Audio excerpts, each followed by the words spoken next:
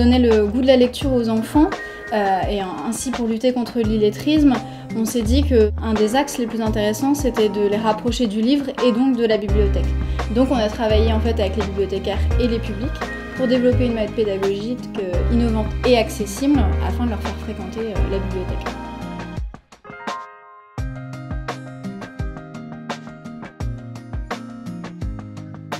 Suite aux ateliers, on décide de créer cette mallette pédagogique en se donnant 3 objectifs. Donc le premier, c'est de faire ses premiers pas en bibliothèque et de découvrir les lieux, donc pour que les enfants aient des repères et qu'ils puissent y revenir facilement.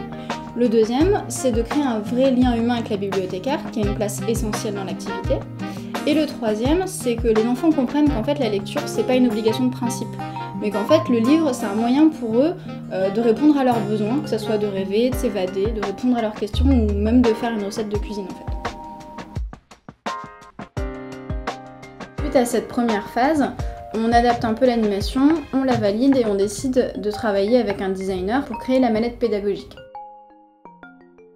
Donc une fois qu'on a le premier prototype de la brouette, on la teste en bibliothèque avec les enfants.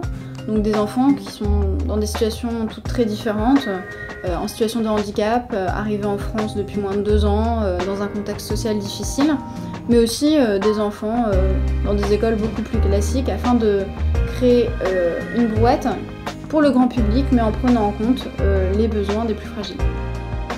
Et même si au début ils ont des réticences à le faire, finissent par être complètement soudés et ça marche très bien, ça c'est chouette. Madame, elle a trouvé! Ils se sont prêtés au jeu et bah, ça a parfaitement fonctionné. Le pari est gagné.